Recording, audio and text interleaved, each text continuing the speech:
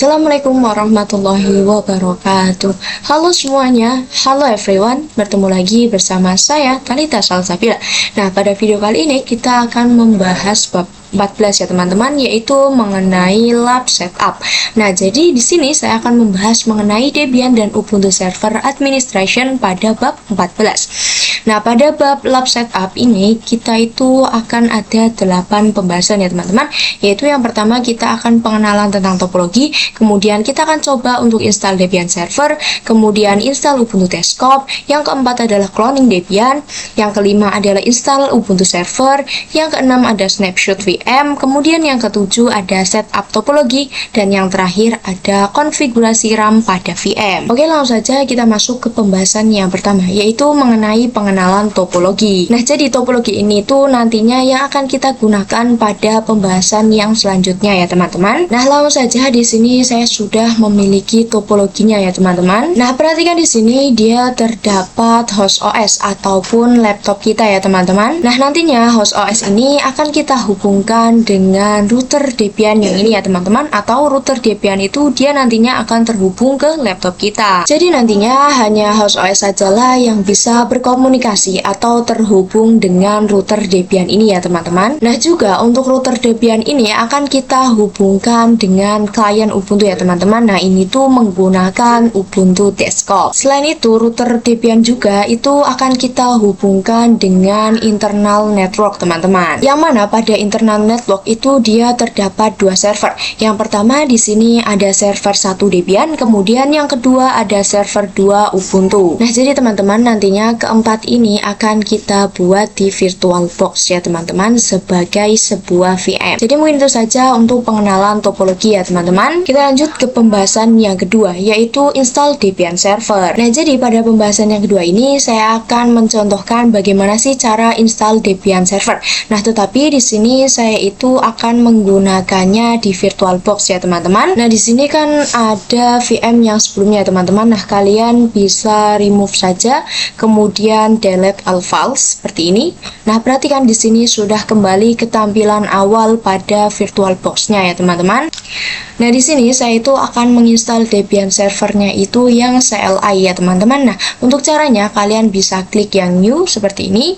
Kemudian di sini untuk namanya saya beri RTR strip Debian ya teman-teman, seperti ini.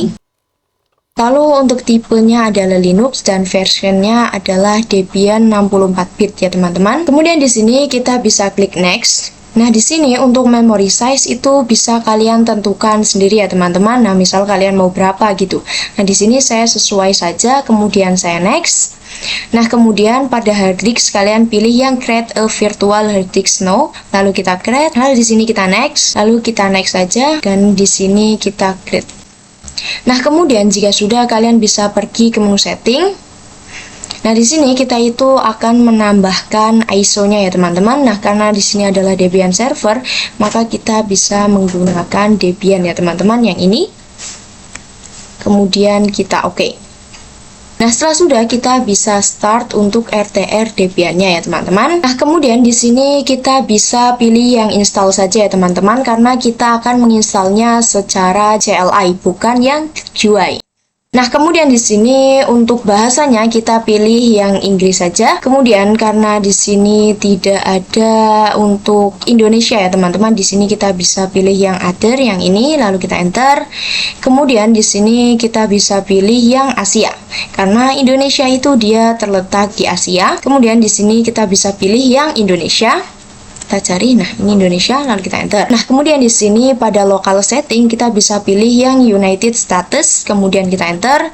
Kemudian di sini pada keyboard atau settingan keyboard saya akan menggunakan American English saja. Nah, di sini kita tunggu ya teman-teman. Oke, di sini untuk hostname saya akan berikan namanya yaitu router Debian ya teman-teman, seperti ini. Kemudian kalian bisa continue. Nah, di sini untuk domain name saya akan berikan yaitu router.com. seperti ini, lalu kita bisa continue. Nah, di sini untuk root password saya berikan yang mudah saja ya teman-teman, karena di sini hanya untuk proses pembelajaran. Nah, tetapi ketika teman-teman itu di lapangan, teman-teman harus menggunakan password root yang susah ya teman-teman, agar VM teman-teman itu aman.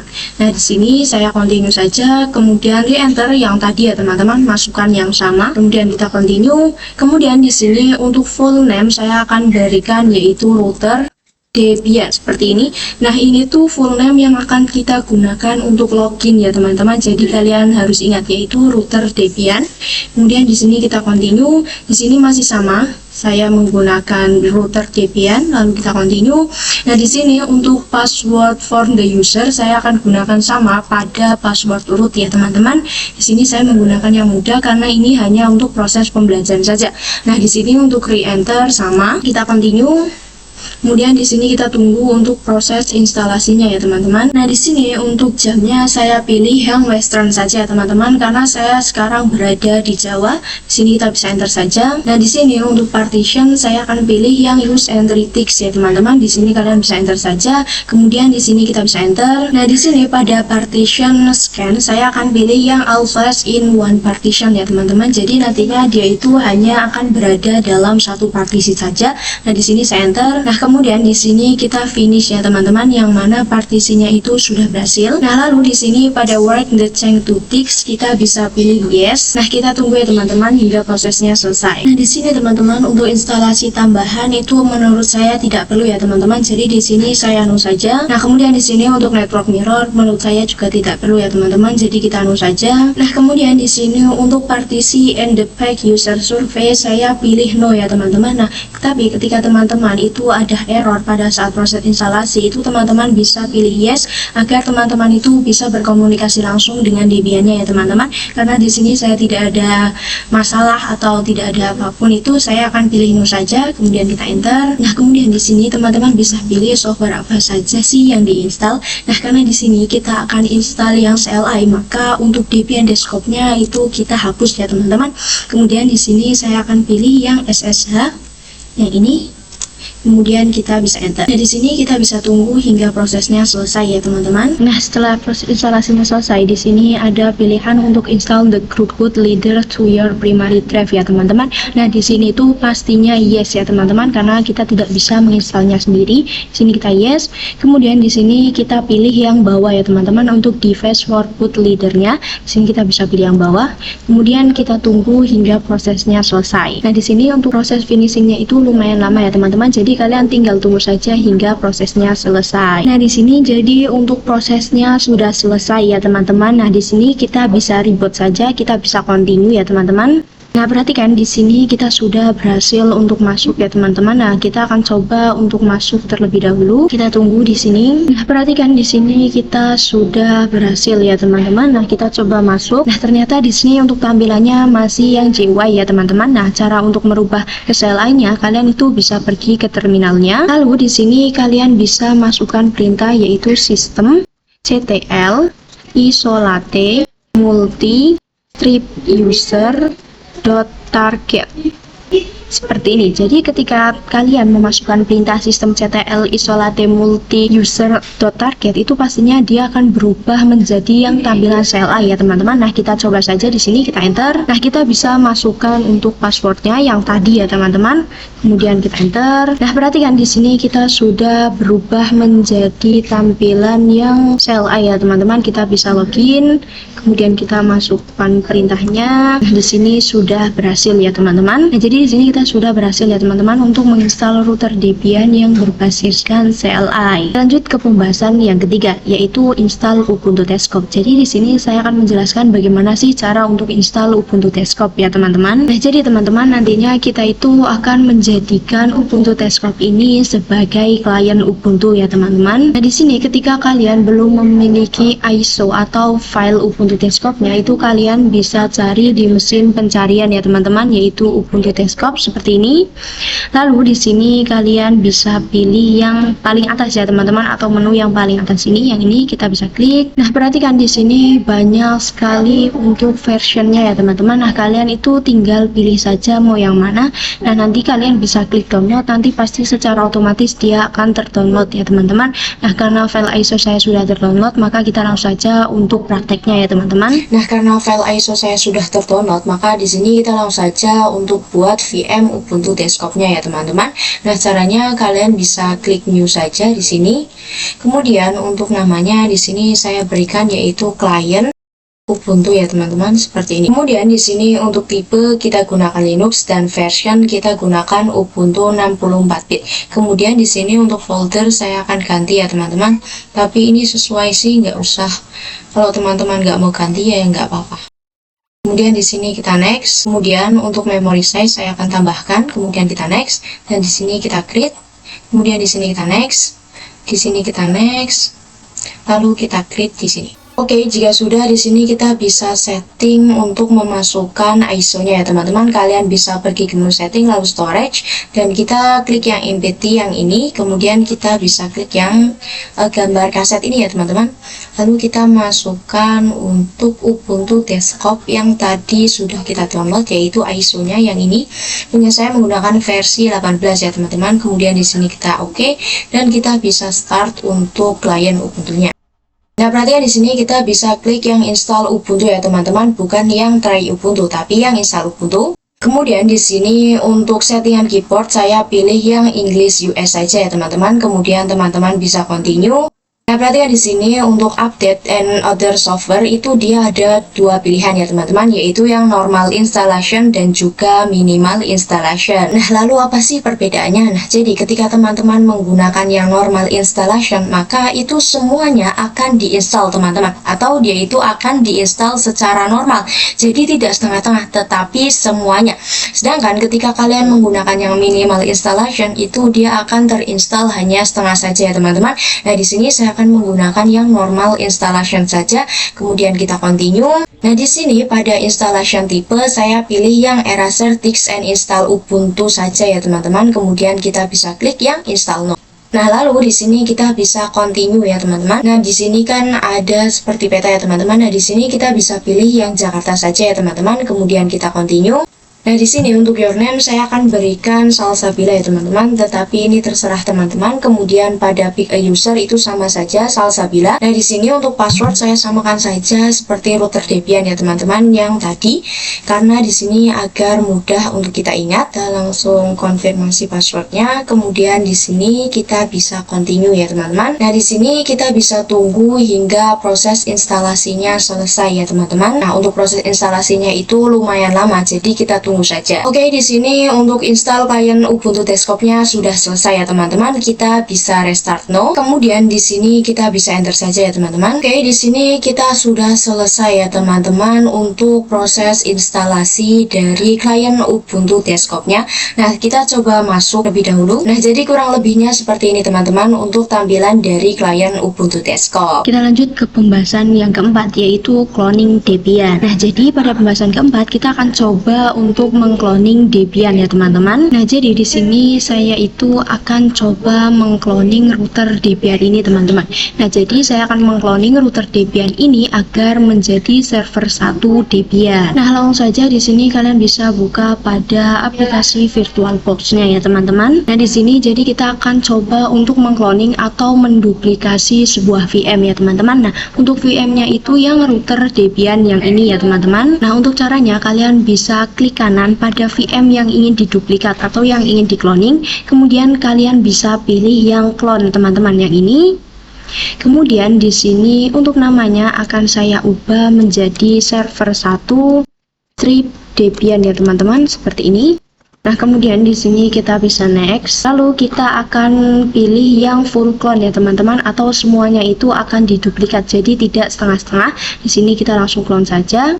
Nah, jadi kita tunggu saja untuk proses cloningnya ya teman-teman. Nah, ini tuh nggak lama, nggak seperti pada saat proses kita menginstal ya teman-teman. Nah, perhatikan di sini dia sudah ada ya teman-teman, server 1 Debian yang tadi kita clone dari router Debian. Jadi mungkin seperti itu teman-teman untuk cara cloning pada sebuah VM. Kita lanjut ke pembahasan yang kelima, yaitu install Ubuntu server. Nah, jadi di sini kita itu akan coba menginstal yang namanya Ubuntu server ya teman-teman, yang ini. Jadi tadi kan kita sudah menginstal yang router Debian, kemudian yang client Ubuntu dan yang server 1 Debian. Jadi di sini kita akan coba menginstal yang server 2 Ubuntu ya teman-teman. Nah, caranya kalian bisa pergi ke aplikasi VirtualBox-nya.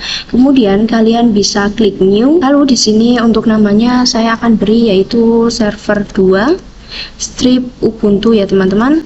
Seperti ini. Kemudian untuk tipenya ada Linux dan versionnya adalah Ubuntu 64 bit. Nah, di sini kita bisa next saja. Kemudian di sini untuk memory size saya akan tambahkan sedikit. Kemudian kita next. Di sini untuk hard disk kita pilih yang create a virtual hard disk no. Kemudian kita create. Di sini kita next. Kemudian di sini kita next. Dan di sini bisa kita create. Nah, di sini sudah ada ya teman-teman untuk server 2 Ubuntu-nya. Nah, kita bisa setting untuk memasukkan ISO-nya ya teman-teman. Nah, di sini kita bisa pergi ke storage, lalu empty yang ini. Nah, di sini saya itu akan menggunakan Ubuntu yang versi 22 teman-teman, yang ini. Nah, kemudian kita bisa oke. Nah, jika sudah di sini kita bisa start saja ya teman-teman untuk server 2 Ubuntu-nya untuk proses instalasi. Nah, di sini kita bisa enter saja ya teman-teman. Di sini kita bisa tunggu hingga proses bootingnya selesai. Nah, di sini teman-teman seperti biasa untuk bahasa saya akan menggunakan Inggris saja ya teman-teman. Nah, kemudian di sini kita bisa continue without updating. Lalu di sini kita bisa done. Kita done lagi, kemudian kita done. Nah, di sini untuk proxy address kita skip ya teman-teman, kita done. Kemudian di sini kita bisa langsung done saja. Nah, di sini kita bisa arrow bawah dan kita bisa pilih yang continue. Nah, di sini kita bisa arrow bawah lagi. Kemudian kita done. Nah, di sini kita langsung done saja ya teman-teman. Nah, di sini kita bisa pilih yang continue. Nah, di sini untuk nama saya akan berikan sama seperti pada Ubuntu desktop ya teman-teman, yaitu Salsabila. Kemudian kita bisa arrow bawah dan untuk server name-nya sama, Salsabila. Pick a user itu sama, saya samakan saja teman-teman agar mudah.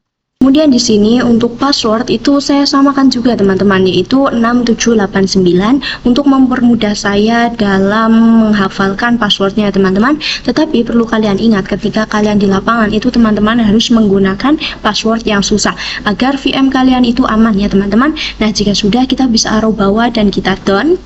Nah, di sini kita bisa continue. Lalu di sini kita bisa install ya teman-teman. Nah, kita bisa done. Nah, di sini kita bisa arrow bawah dan kita bisa done.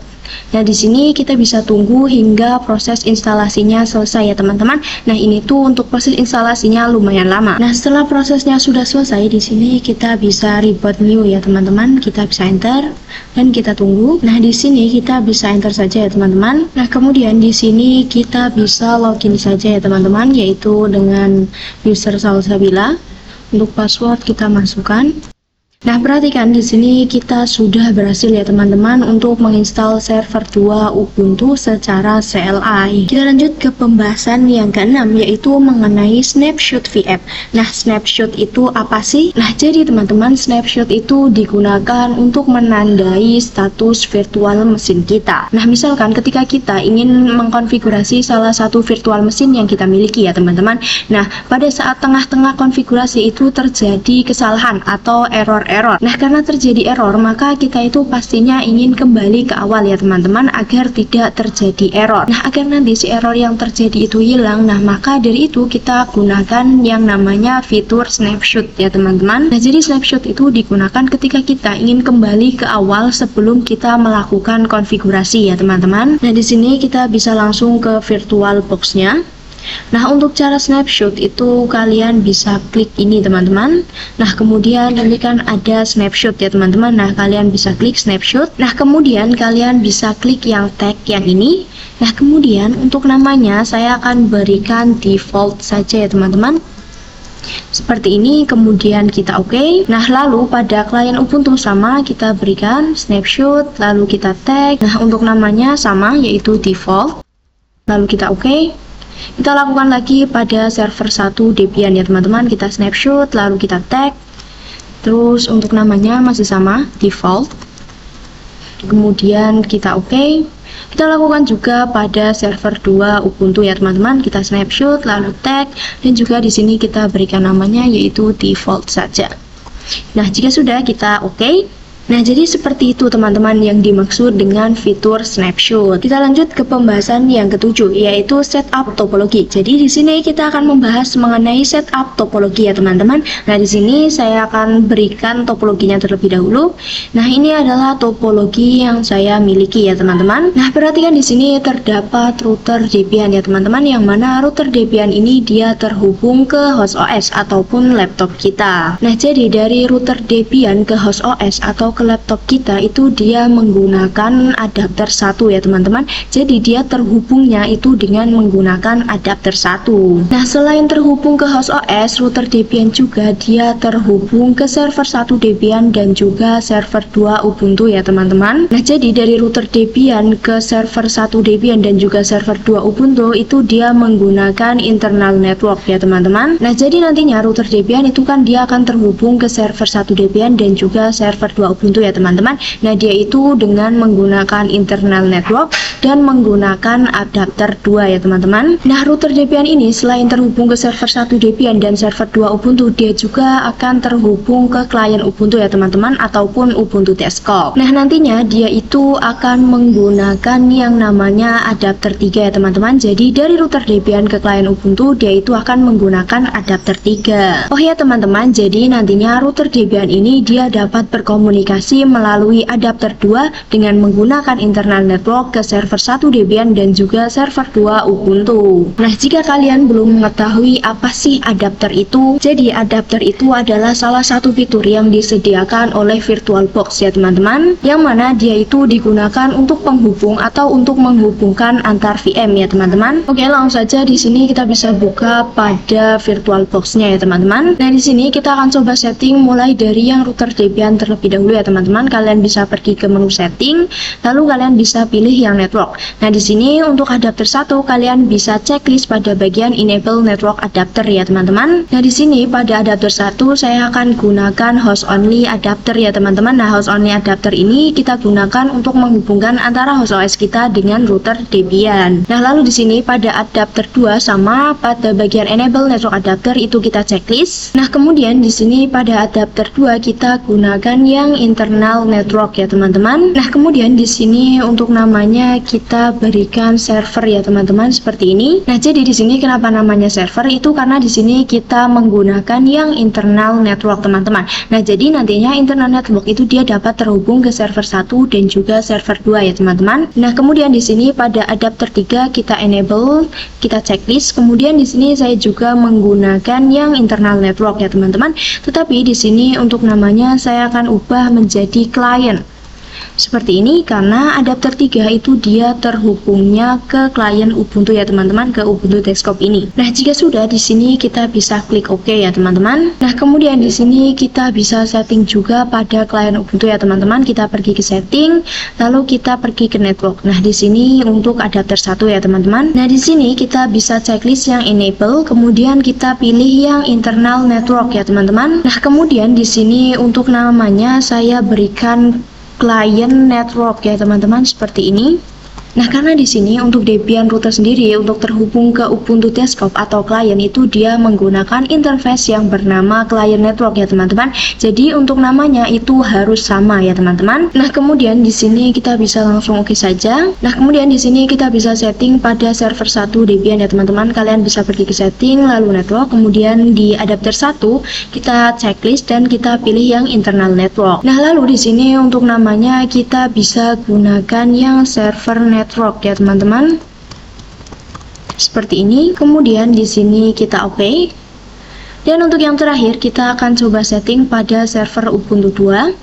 kita pergi ke network, dan di sini pada adapter 1 kita enable ya teman-teman. Kemudian kita bisa pilih yang network internal yang ini atau internal network ya teman-teman. Dan untuk namanya sendiri di sini saya berikan yang server network ya teman-teman yang ini. Jadi di sini itu bukan yang client network ya teman-teman. Karena apa? Karena di sini client network itu adalah interface dari router Debian untuk terhubung ke Ubuntu client saja ya teman-teman. Nah, jika sudah di sini kita bisa klik OK. Kita lanjut ke pembahasan yang terakhir ataupun pembahasan yang ke-8, yaitu mengenai konfigurasi RAM pada sebuah VM. Nah, jadi nantinya pada pembahasan kali ini saya itu akan membahas mengenai RAM yang ada di setiap virtual mesin ini ya teman-teman. Nah, jika kalian bertanya kenapa sih kita harus melakukan konfigurasi RAM? Karena nantinya keempat VM ini pastinya itu dia akan berjalan secara bersamaan teman-teman, atau akan running secara bersamaan. Yang mana ketika kalian memiliki laptop atau host OS yang spesifikasinya itu rendah, maka akan membuat laptop kita itu hang teman-teman. Maka dari itu kita bisa menyeting RAM pada setiap VM yang ada ya teman-teman, sehingga nantinya VM-VM tersebut dia hanya menggunakan sedikit spesifikasi dari laptop kita. Nah, jadi nantinya di sini kita itu akan menggunakan minimal RAM pada setiap VM ya teman-teman. Nah, di sini kita akan coba pada router Debian ya teman-teman. Kita bisa klik setting. Lalu di sini kita bisa pergi ke menu sistem. Nah, perhatikan di sini pada base memory itu saya menggunakan 280 MB ya teman-teman. Nah, maka di sini kita bisa ubah menjadi yang minimum ya teman-teman, yaitu yang 512. Nah, yang ini kita bisa ubah menjadi 512 ya teman-teman. Dan juga di sini teman-teman harus pastikan bahwa prosesornya itu satu ya teman-teman. Jadi kalian bisa menggunakan satu saja agar laptop kalian itu tidak hang ataupun tidak nge-lag ya teman-teman. Nah, jadi kalian itu tidak boleh menggunakan dua atau lebih, atau sampai batas ini tuh nggak boleh ya teman-teman. Sampai batas merah ini tuh nggak boleh. Tetapi ini juga tergantung pada kapasitas laptop kalian. Ketika laptop kalian memiliki spesifikasi yang tinggi, itu kalian bisa saja menggunakan yang CPU-nya 2 ya teman-teman. Tetapi perlu diingat juga bahwasannya jangan sampai melebihi yang merah ya teman-teman. Nah, kemudian di sini kita bisa OK. Kemudian kita bisa setting lagi pada klien Ubuntu-nya ya teman-teman. Kalian bisa pergi ke setting lalu sistem. Nah, di sini untuk base memorinya kita ubah menjadi 512. Kemudian untuk prosesornya itu kita ubah menjadi 1 ya teman-teman. Kemudian kita OK. Kita ubah juga pada server 1 Debian ya teman-teman. Kalian bisa pergi ke menu setting lalu sistem. Di sini untuk base memory kita menggunakan yang minimum saja, yaitu yang 512. Kemudian untuk prosesor kita bisa ganti atau ubah menjadi 1. Kemudian kita OK. Kita lakukan juga pada server 2 Ubuntu ya teman-teman. Kita pergi ke setting, sistem lalu base memory. Kita gunakan yang minimum saja, yaitu yang 512. Kemudian untuk prosesor kita ubah menjadi 1. Kemudian di sini kita bisa OK ya teman-teman. Jadi mungkin itu saja untuk konfigurasi RAM pada sebuah VM ya teman-teman. Nah, mungkin itu saja yang bisa saya sampaikan pada bab 14 ini ya teman-teman. Terima kasih. Wassalamualaikum warahmatullahi wabarakatuh. Dadah semuanya.